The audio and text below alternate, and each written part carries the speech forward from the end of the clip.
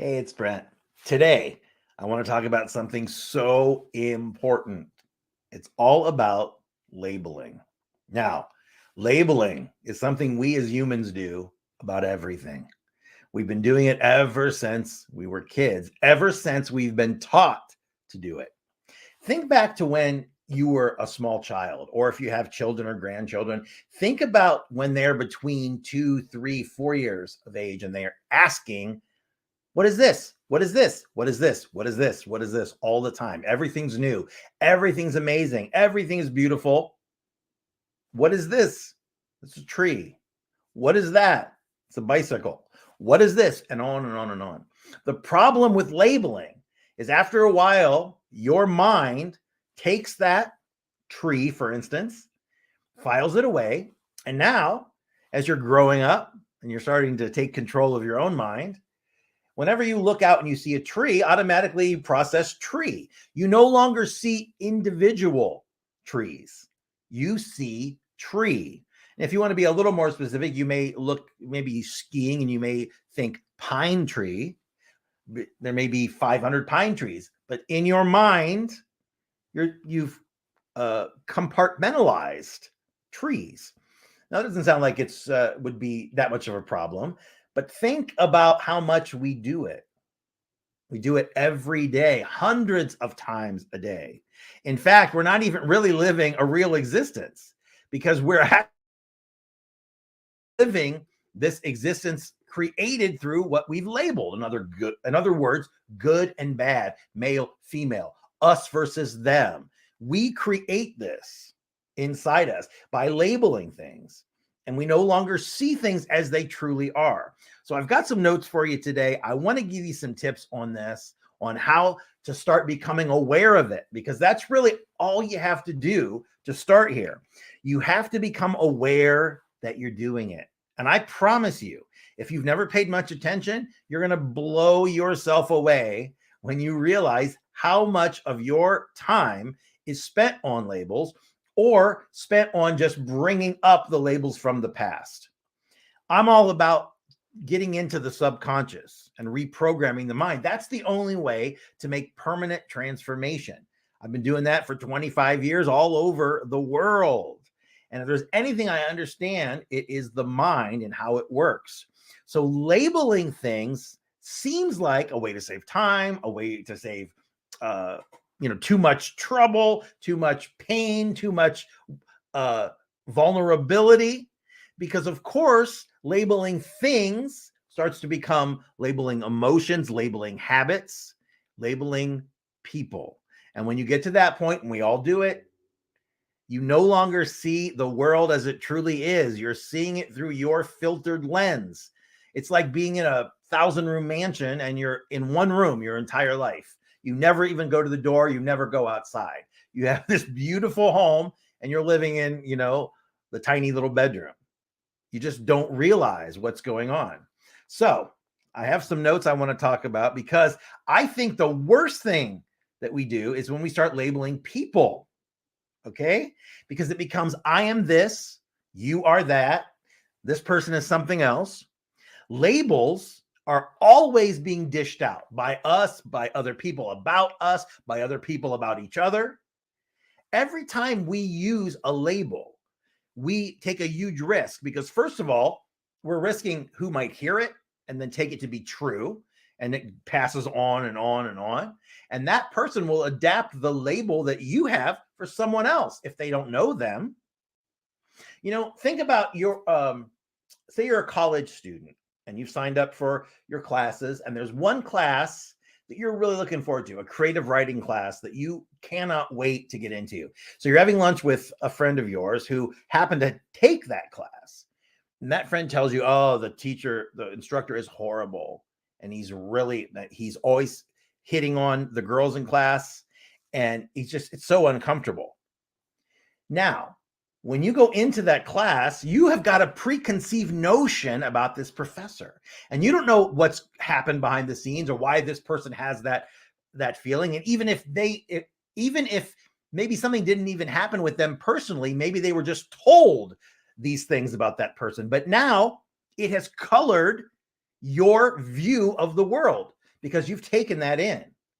So if you find yourself verbally, mentally labeling someone, or labeling someone like they have a specific trait, they belong to a particular group, you got to stop doing it. Think about this. You see a lady, you're out one night with your friends, you see a lady at the bar, completely shit-faced drunk, making a fool of herself, knocking over tables and glasses. And so you've labeled her the drunk, okay? The out-of-control drunk. And what if she's never had a drink before? Maybe her father died, her sister's been in a car accident, something happened to her, and so she doesn't know how to process it. So she goes out and has a few too many and embarrasses herself, right? But now forever, you've got this person logged into your mind as the drunk, and we do that all the time. This person's lazy.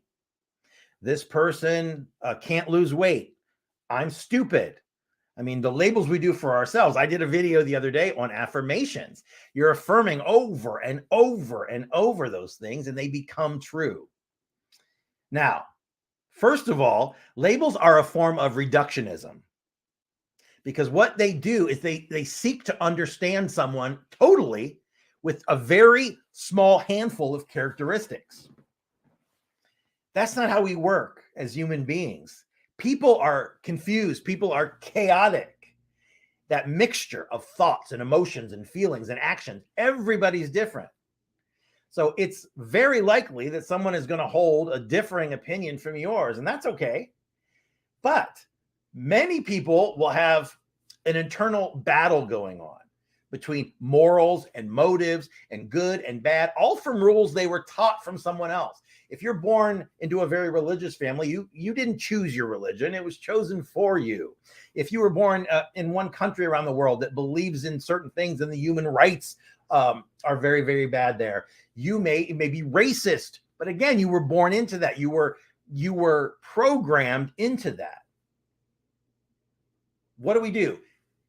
He's arrogant. She's a bitch. He's selfish. Yes, maybe somebody's arrogant sometimes. Maybe she's nice sometimes, and maybe the person you think selfish, yes, maybe they look out for their own self sometimes, but it's not all the time. You can't take the few moments or however much time, but it's in the grand scheme of things, it's nothing to make that kind of decision and just label someone and put them away. And that's what we do.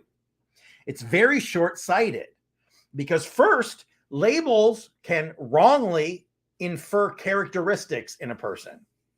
So we think that labels can be easily grouped together. So we get uncomfortable if somebody doesn't fit into a certain group in our mind, right? Even when someone proves themselves to be different than we thought, it still is very hard to shift our perspective. Now, when we label someone as arrogant, like I talked about a minute ago, we may start to mentally assume that they're narcissistic, that they're a bully, that they're incapable of forming close relationships. These are mental constructs we've created about someone else without any information except for the little surface information we can see. Now, it's important to remember too, what labels are subjective. You might see or know someone and you might believe them to be a certain type of person or a certain type of way, but then maybe that was just your first impression. You assign them some label of your choosing, but someone else may interact with that person and they may view that person as a different person completely. Because remember, you never view reality. You view reality through the lens of your past, your fears, your anxiety, your passions, your love, everything. But it means that when you're looking out your eyes into reality, you're never seeing true reality. You're seeing what you want to see, you're hearing what you want to hear, or you're so afraid of not getting something that you're bringing it to you. One person may be called brash, another person might be called the life of the party. It could be the same person. People can change. People can grow. Labels are not flexible. Labels are, this person is that. Okay? Not everybody wishes to change, but everybody does in some way or another. You can't not as you move through life. If we see someone as incompetent at their job, well, this label is hard to shake, right? No matter how accomplished they become, they start to live that. Now, it also works the other way. We may label someone in a positive light, and then that means we're unable to see their failings later on because we don't want to be wrong. We said they were good. We believed they were good, and even confronted with the truth of their dastardly deeds, we still don't want to believe it because we've labeled them positive, good, bad. Labels can be self-fulfilling, and this is so big. Imagine someone telling you you're stupid over and over and over. You'll never amount to anything over and over and over. That's a common message for an emotional abuser. A lot of people are never going to be able to rise to your level. And it's almost impossible to reach down and grab someone and pull them up to you because it takes all of your life force. And if they don't have the capacity, you can't do it. But what they can do, the only way they can do it is to grab you by the ankles and pull you down. That's the only way you harmonize, that you're on the same frequency, the same level. When one of you is higher, you're trying to make a better life, you're believing in yourself, you're creating positivity, you're treating everyone well. The other person is negative. They are in a funk all the time. It's everyone else's fault. When you are in a relationship, whether it be romantic, family, workplace, whatever, and the two people come together for whatever reason, lunch, dinner, maybe you're dating, whatever, they harmonize. I mean, we're all energy, we're all frequency, we're all light. And so that person has got to pull the other person down to meet them. Okay? If you hear something enough times, you start to believe it. So those labels become self-fulfilling. You assign yourself that label. I can never lose weight. If I do, I always gain it back. On and on and on. If you hear it enough times, you believe it. What you believe to be true is true for you. It changes everything.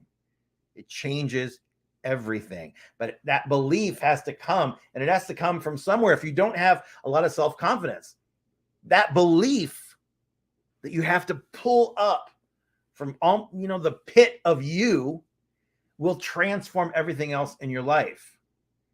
If you don't grow and you don't improve, it only serves to reinforce your label, the label you've given yourself. Now, one of the biggest problems with this is it creates the dynamic of us versus them. Black versus white, gay versus straight, man versus woman.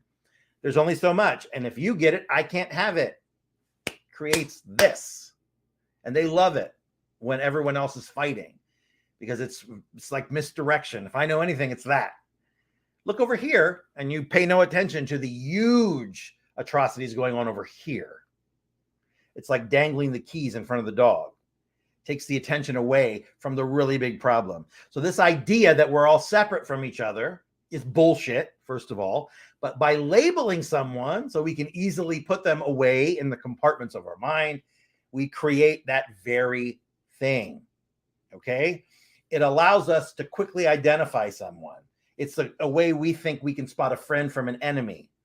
It comes from our tribal past, when it was an important use in protecting someone from physical threat, the fight or flight response.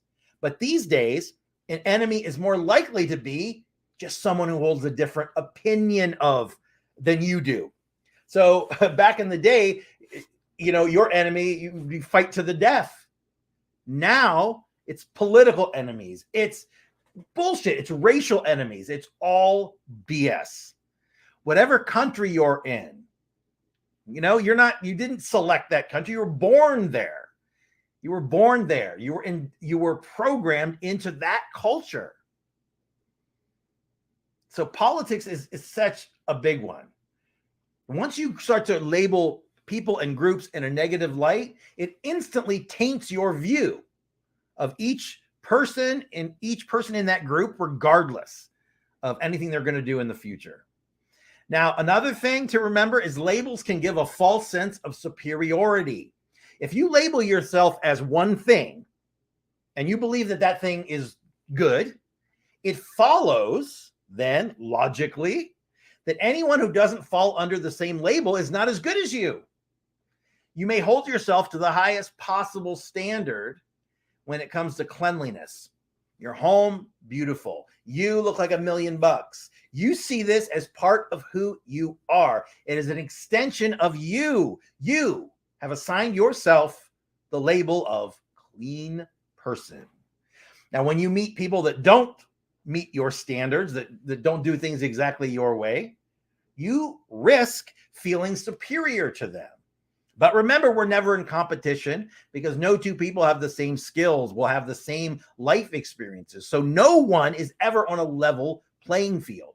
A heart surgeon can go in and save a life, but that guy can't go out on the golf course and play like, Arnold Palmer or something. Some people have amazing skills. Other people they're lacking in that area and they're huge somewhere else. When you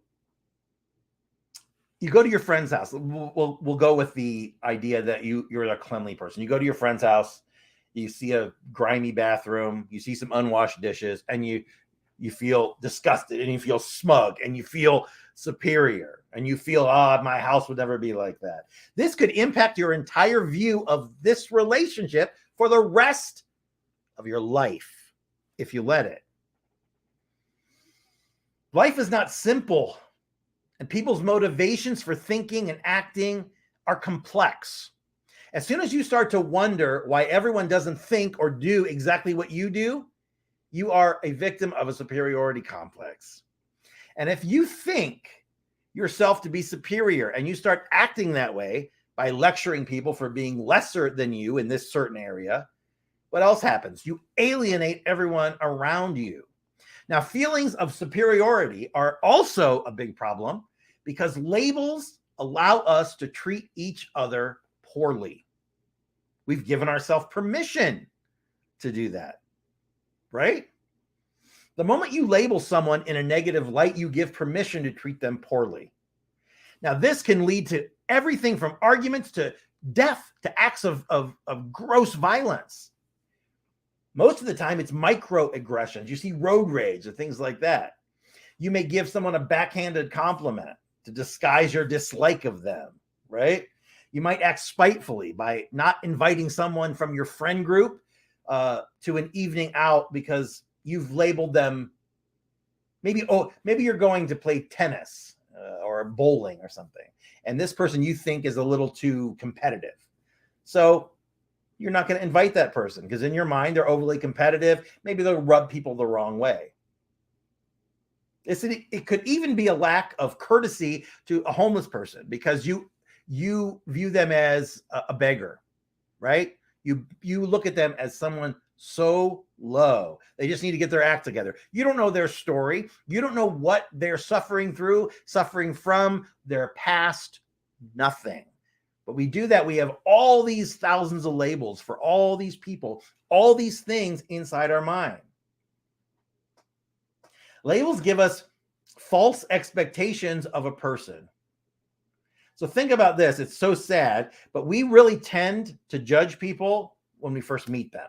So what they look like, how they sound, what their job is. And some people even say that. So what do?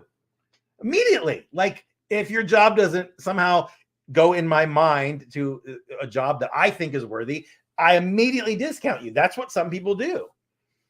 Those labels, they alter our expectations of that person. And that's for better or worse. We might meet, say, a middle-aged entrepreneur. Now, this label might lead us to assume that they're smart, that they're hardworking, that they're wealthy. But maybe that person, it's their 50th business. They've bankrupted every business they've ever been in. They've stolen money from their investors, right? We might see an overweight, let's say overweight mother with 3 kids, right? And so we might say, wow, this person's lazy. They're stupid. They're unsuccessful. It's so ridiculous. You're taking a snapshot, a Polaroid picture. It's exactly like that of someone's life, Somebody hands you a Polaroid, and you all of a sudden, by looking at this one picture, you decide everything about this person. I want you to do me a favor right now. Create an imaginary person in your mind. All right? Create someone in your mind, imaginary. And I want you to now take that person and duplicate them. Put them in some sort of machine. You're some kind of wizard up there. Boom. There's now 2 exact copies. Okay? Imagine that. Make one person a doctor. One person flips burgers at McDonald's. Same exact person, but that one doctor, one is a hamburger flipper. Which of those 2 do you expect to be happier, to be wealthier, to be more likable, to be more ease with who they are? Think about it. I know you're thinking the doctor. Everybody is, right? You can't know someone, though, till you spend time with them, getting to know who they are at a deeper level. It gets you somewhere that a label never will allow you to enter, because you've put up a roadblock immediately by doing that. Now, even positive labels can backfire. This is so big. If you don't get anything else out of this, I want you to listen carefully, because labels that are negative, like weak, stupid, fat, whatever, those are negative. But positive labels, kind, attractive, whatever. Now, the damaging consequences of the negative labels, they're clear. But the negative impact of the positive ones are not. The problem with labeling someone in a positive way is maybe it's going to be difficult to live up to those beliefs and expectations of others, especially if you're labeling yourself this way. A parent telling their child how clever they are, maybe that puts pressure on them to perform well academically. If they struggle with a particular subject, they may believe they're letting their parents down. They may feel upset. A person that tells their boyfriend or girlfriend how beautiful they are, it may seem like a really nice gesture, but those labels are, if those labels are incongruent with the partner's view of themselves, they may take that doubt. They may doubt the compliment. They may feel unworthy in receiving the comment. Now, not all positive labels should be avoided, but you got to tread really carefully when you assign them, with full awareness on how they might affect the person being labeled. We do it all the time. We do it each and every day. We label everything around us, and labeling does no good. It doesn't do any good anymore. You've got to get in there. You've got to change all of that behavior, and you got to start in your subconscious. You got to start by reprogramming what you believe, what you've been taught to believe. You've got to get in there. You've got to make things happen in your life. Now, if you're not a member of our Facebook community, I have a fantastic group, like-minded people. We're banded together, and I am teaching you how to program your subconscious, to get in there, pull out that rusty programming, reprogram yourself. Everything you want is inside you. The ability to do everything you've ever wanted to do is inside you. It just needs to be activated. So come and join us, and I'll teach you how to do it. It's facebook.com/groups/students of self-empowerment. facebook.com/groups/students of self-empowerment. Now, people ask me all the time, is it really possible? Is it really possible to transform your life? Now, not only have I done it, and I can't even explain to you the peace and joy to get up and not have anxiety and stress overrunning my life, to not be chasing after money and people and things and worrying what people say. It is such an amazing thing. But it's not just me. It's hundreds, it's thousands of students all over the world that have gone through my process. People that have had absolutely no self-esteem, that were able to create an entire new version of themselves. Now, I want to share with you just about 90 seconds. I have a couple of my students, and I really, really want you to hear from them. So Take a listen. I saw you on television. Oh, so I was in horrible pain for 4 months, went to a hospital and begged and pleaded for them to discover what was wrong with me. And they did. And they let me know I have stage 4 metastatic breast cancer. And it is in a lot of places. Like every vertebrae, my ribs, pelvis, my shoulders, and some organs. So I panicked and I saw you on television and said, I don't remember what the words were, but I knew you knew the secret. I knew you had it in you and I needed to meet you. I had I had a cane because I refused the walker at the time. I just took little shuffle steps, parked my car. 2 years ago, right? 2 years ago. Yeah. I still was not. I was in excruciating pain. I was taking baby steps. I could still barely move. You talked about my child, his school, my parents, their address. Like, I was like, all right, then. So I imposed upon you afterwards and said, oh, please, let's talk. And I knew you knew the secret, and I knew you knew what I needed to know to move forward. And I was ecstatic. I'm so, I like, honest to God, like, it's insane. It's insane how much my life has changed since I've been like working with you and doing your program. And even though like I haven't been following like the meditation every day or anything like that, but like everything else that you have like taught me or brought to me has significantly changed who I am and how I react to life. And just, I cannot thank you enough. Honestly, I'm so grateful. I hope you realize that. I've been all over the world. I've met millions of people. I've been a speaker, a performer, an entertainer my entire life.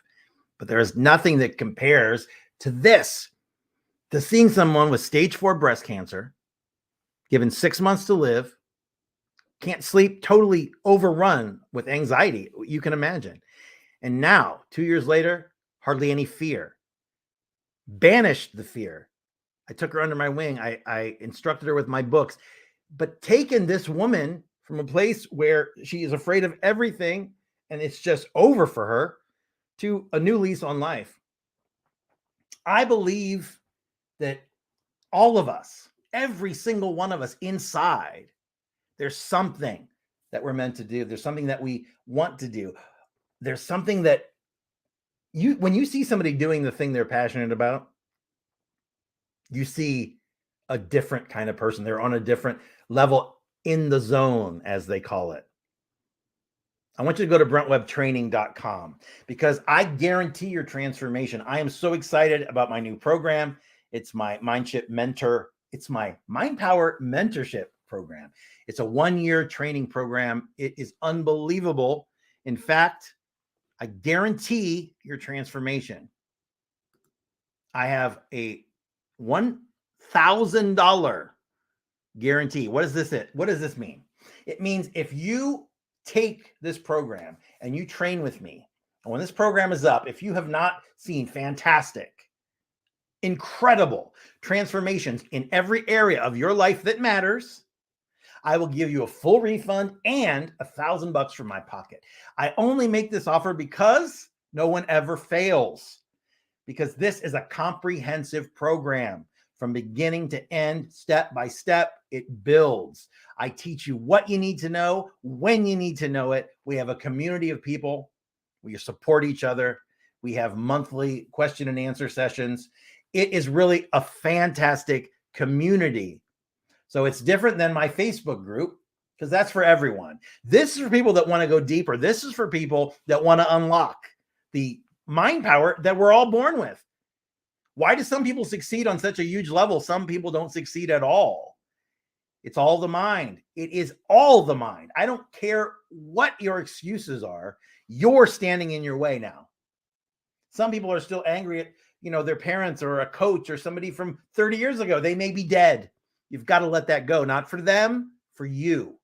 Because you can rise from your own ashes, but you have to want it. And you have to believe that you can do it, because without that belief, you're never going to accomplish anything because doubt creeps in, fear creeps in, and it destroys your happiness. I guarantee transformation. So I want you to go check it out. Take a look for yourself, see some of the testimonials. The website is brentwebbtraining.com. brentwebbtraining.com. It's going to be up for just a short amount of time. We're retooling, but I want to get this information to you. So go take a look now, brentwebbtraining.com. That's all I got for you today. I want you to go out and I want you to enjoy yourself. And I want you to remember, don't worry, be happy and always feel good. It's up to you to decide how your day is going to be. Don't get out of bed, stub your toe, and decide the day is going to be bad. And guess what? If you do, it will be. The day will go downhill. You are in complete control. And it may sound all foo-foo, new age bullshit, but it's true. Belief is everything. And belief comes first. You create that by understanding your mind, understanding your subconscious. That's what we do. And I want you to live the best life possible. Go to brentwebbtraining.com and learn how. See you next time.